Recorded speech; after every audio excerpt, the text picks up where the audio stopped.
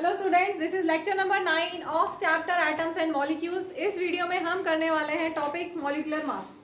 मोल concept को हम अलग से लेंगे क्योंकि एक वो अपने आप में बहुत बड़ा टॉपिक है। तो मॉलिक्यूलर मास क्या होता है? मॉलिक्यूलर मास किसी भी सब्सटेंस का, molecular mass of a substance is sum of atomic masses of all atoms in a molecule of the substance. Example से समझेंगे तभी समझ में आएगा।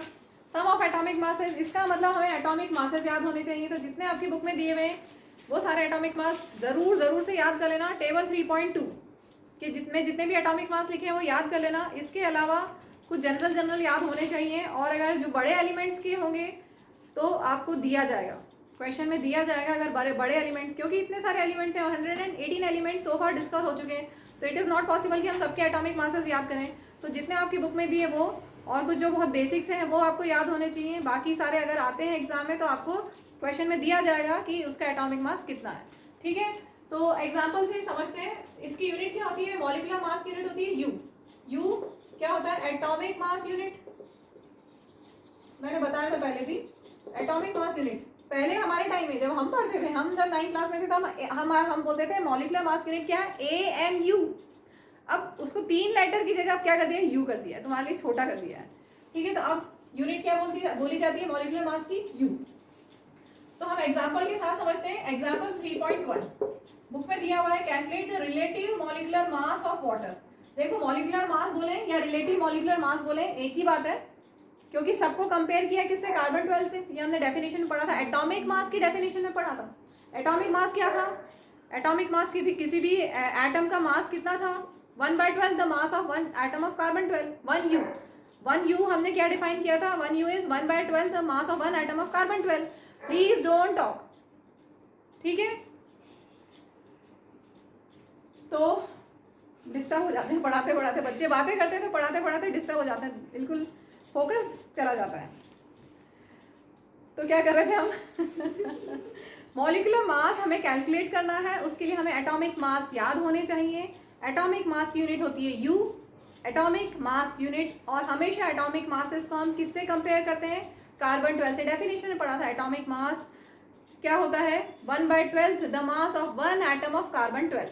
ठीक है, तो क्योंकि हमने सभी को, जितने भी एलिमेंट्स हैं उनके एटॉमिक मास, जितने भी एटम्स हैं उनके एटॉमिक मास की जब बात करते हैं वो सब कार्बन 12 से कंपेयर किए हुए हैं, इसलिए यहाँ पर लिखा है relative masses, relative mass of a molecule.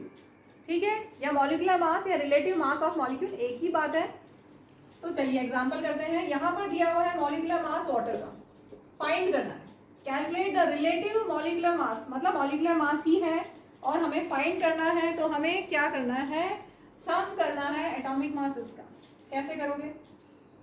यहाँ पर 2 एटम्स है हाइड्रोजन के, तो 2 इंटू हाइड्रोजन का एटॉमिक मास कितना है? 1। ठीक है, ये तो हो गया H2 का मास, और प्लस करो ऑक्सीजन का 16। कितना हुआ? 1 + 16 कर दे पहले? नहीं, 1 + 16 नहीं करना है, बॉन्ड मास रूल लगाएंगे। Brackets of division, multiplication, addition, subtraction इस ऑर्डर में किया जाता है। तो यहाँ पर मल्टीप्लिकेशन भी है और एडिशन भी है, मल्टीप्लिकेशन भी और एडिशन भी। तो पहले क्या करोगे? मल्टीप्लिकेशन 2 × 1 2 + 16 दैट इज 18, और यू लिख देंगे यूनिट। ठीक है, तो ये हो गया इसका molecular mass. Molecular mass of water is 18U। Clear हो गया? एटॉमिक मास आपने लिख दिया, इंडिविजुअल्स स्टेप्स मिसिंग है मेरे। Atomic mass of hydrogen is 1U। ऐसे ही atomic mass of oxygen is 16U। ठीक है, therefore molecular mass of water is इतना। क्लियर हो गया? नेक्स्ट पार्ट लेते हैं हम। नेक्स्ट में बोला है HNO3, molecular mass of HNO3। तो सारे हम एटॉमिक मासेस लिख दें पहले। एटॉमिक मास किस, यहाँ पर कौन कौन सा एटम है? एक तो हाइड्रोजन है, तो हाइड्रोजन का एटॉमिक मास लिखेंगे। फिर नाइट्रोजन है, तो एटॉमिक मास ऑफ नाइट्रोजन। इसके बाद है oxygen, atomic mass of oxygen. कितना है atomic mass of hydrogen? 1U। Nitrogen का होता है 14U और ऑक्सीजन का होता है 16U। ठीक है, अब हम निकालेंगे molecular mass. Molecular mass of HNO3 hydrogen का एक एटम है इसलिए 1 प्लस नाइट्रोजन का एक ही एटम है इसलिए हाइड्रोजन का एक ही एटम है इसलिए 1 इंटू 1 मल्टीप्लाई करने की जरूरत नहीं 1 एक ही एटम है नाइट्रोजन का इसलिए 14 ठीक है। अब देखो ऑक्सीजन के कितने एटम्स हैं how many atoms of oxygen 3 atoms तो 3 मल्टीप्लाई करोगे इसमें ठीक है। ऑक्सीजन का एटॉमिक मास है 16U यहाँ पर कितने एटम्स हैं 3 एटम्स हैं इसलिए 3 इंटू 16 और पहले मल्टीप्लिकेशन करेंगे ये ध्यान रखो कई बच्चे यहाँ पर करते हैं 1 प्लस 14 प्लस 3 कर दिया और फिर लास्ट में 16 मल्टीप्लाई कर दिया ऐसे नहीं ध्यान रखेंगे पहले मल्टीप्लिकेशन करेंगे 1 प्लस 14 प्लस 16 3 48 प्लस कर लेते हैं 8 9 8 12 13 5 4 63U 63U आ गया मॉलिक्यूलर मास ऑफ HNO3 हम 2-3 एग्जाम्पल और ले लेते हैं ताकि आपकी और प्रैक्टिस हो जाए। अभी हमने जो लिए थे H2O और HNO3 ये मॉलिक्यूल्स ऑफ कंपाउंड्स थे ठीक है। तो मॉलिक्यूल्स दो तरह के थे ना हमने पढ़ा था molecules of elements and molecules of compounds. तो मॉलिक्यूल ऑफ कंपाउंड हम 2-3 और ले लेते हैं। एक ले लो चलो एग्जाम्पल में CH4 मीथेन गैस CH4। अब इसका हमें निकालना है मॉलिक्यूलर मास तो पहले हम एटॉमिक मास लिख दें एटॉमिक मास ऑफ कार्बन और atomic mass of hydrogen carbon का एटॉमिक मास 12U हाइड्रोजन का 1U ठीक है। तो मॉलिक्यूलर मास ऑफ CH4 कितना होगा C तो एक ही है 1 एटम ऑफ कार्बन है इसलिए 12U प्लस हाइड्रोजन के कितने एटम्स हैं 4 एटम्स हैं तो मतलब 4 multiply by 1 4 into 1 that is 16U ठीक है। एक और ले लेते हैं H2SO4 जरा आप लोग पहले ट्राई करो फिर मैं करवाती हूँ। चलो नेक्स्ट H2SO4 ट्राई कर लिया सबने मैं इसको अब डायरेक्ट लिख रही हूँ 2 एटम्स ऑफ हाइड्रोजन है तो 2 इंटू हाइड्रोजन का एटॉमिक मास 1 प्लस सल्फर का एटॉमिक मास कितना 32 प्लस ऑक्सीजन का 16 तो 16 इंटू 4 या 4 इंटू 16 क्योंकि 4 एटम्स हैं ऑक्सीजन के। तो जो मल्टीप्लिकेशन में इनको मल्टीप्लाई कर लीजिए पहले 2 प्लस 32 प्लस 16 4 64 प्लस कर लेंगे तो 98 आ जाएगा 98U यूनिट जरूर लगाना है U। तो ये हमने जो लिखे हैं ये अभी है मॉलिक्यूल्स ऑफ कंपाउंड्स। अब हम एग्जांपल ले लेते हैं मॉलिक्यूल्स ऑफ एलिमेंट्स के। चलो लिखो H2 क्या है मॉलिक्यूल ऑफ एलिमेंट H2 कितना होगा ओरल बता सकते हैं 3rd नंबर का एग्जांपल H2 तो इसका कितना हो जाएगा मॉलिक्यूल ऑफ एलिमेंट है ये 2 इंटू 1 कितना हो गया 2U ठीक है। नेक्स्ट लो Cl2 क्लोरीन का कितना होता है 35.5 एटॉमिक मास और यहाँ पर 2 एटम्स है इंटू 2 कितना हुआ क्लोरीन का मल्टीप्लाई करने से आपको मिलेगा 2 5 10 1 कैरी 1 71.0U या 71U ठीक है। ऐसे O2 का ले लो ऑक्सीजन का 16 और 2 आइटम्स है इसलिए 2 इंटू 16 2 32U। तो ये सब आपकी प्रैक्टिस के लिए molecules of elements. Moving to next topic formula unit mass. Formula unit mass वैसे ही कैलकुलेट करते हैं एग्जैक्टली सेम जैसे हम मॉलिक्यूलर मास कैलकुलेट करते हैं और डेफिनेशन में भी थोड़ा सा ही डिफरेंस है। जैसे मॉलिक्यूलर मास में क्या था sum of atomic masses of all atoms वैसे फॉर्मूला यूनिट मास में भी sum of atomic masses of all atoms.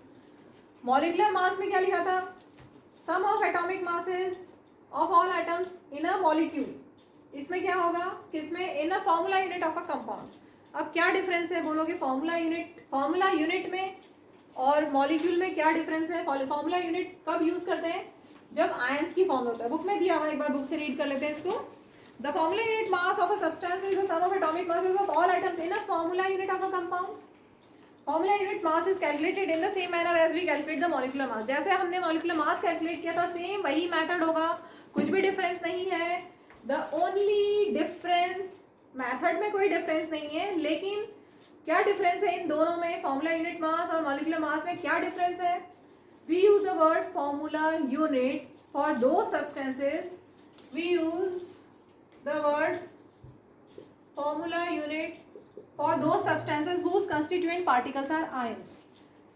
कौन से जिनके कंस्टिट्यूएंट पार्टिकल्स आयन होते हैं। अगर हमने बोला NaCl इज कॉमन सॉल्ट नमक जो हम घर में यूज करते हैं डे टू डे लाइफ में टेस्टी चीजें पकौड़े बनाते हैं नमक डाल के मिर्ची भी साथ में डलती है। अभी NaCl की बात हो रही है तो आयनिक फॉर्म में कैसे लिखते हैं, बहुत बार बता दिया, Na+Cl-।